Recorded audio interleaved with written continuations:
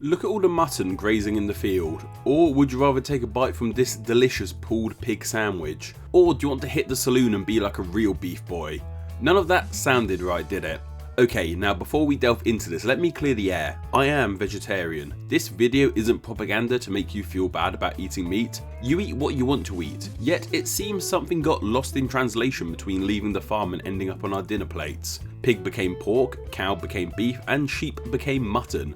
Do we call these animals by different names when we're eating them to disconnect from the fact that that cute pig you saw at the petting zoo is going to be tomorrow's dinner? Or is there a bit more history to it than that? In 1066, the then King of England, Edward the Confessor, died, leading to Harold Godwinson, Earl of Wessex, being crowned king and becoming King Harold II. Yet things didn't go easily for him. His first issue came from the north, thanks to Harold Hardrada, King of Norway, invading Yorkshire. While Harold II successfully defeated the Norwegian fleet, William of Normandy arrived in Sussex in the south of England, while Harold was in the north, meaning Harold had to rush back down south to take on the French adversary. This culminated in the Battle of Hastings, where Harold II, the King of England, was defeated by the French army, supposedly with an arrow to the eye, leading to William of Normandy becoming King of England and becoming known as William the Conqueror. Now I know what you're wondering, what has any of this got to do with animals or food? Well, we have this piece of English history to thank for the variation of names between animals when they're alive and when they're being eaten. The Norman invasion of England has had a long-lasting effect on the English language, especially with a division of language in the French upper classes and the Anglo-Saxon working classes of the time. It would be this Anglo-Saxon working class who would farm and hunt the food, keeping the English names of the animals they already knew like cow, pig and sheep, while the French upper classes who only ever saw the animals cooked would use the French names they already knew.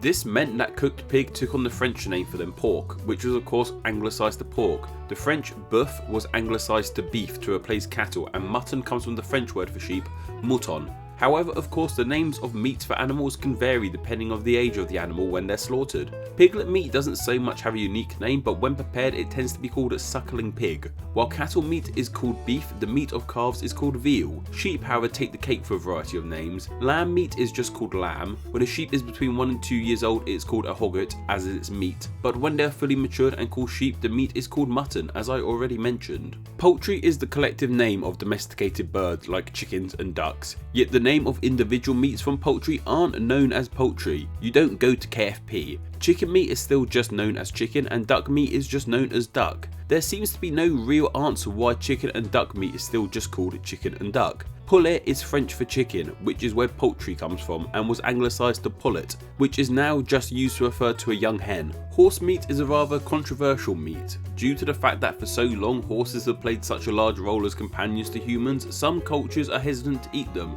especially in English-speaking countries. In France, horse meat is just called cheval meat, cheval being the French name for horses when they are alive too. But due to horse meat not coming across the channel with William the Conqueror, it didn't get a name divide like pig and pork. So what about fish? Fish is much like poultry and horses in the fact that they haven't got a separate name for when they're eaten, and even specific species of fish don't have food names. This is thought to do with the French word for fish being poisson, which is very similar to the English word poison.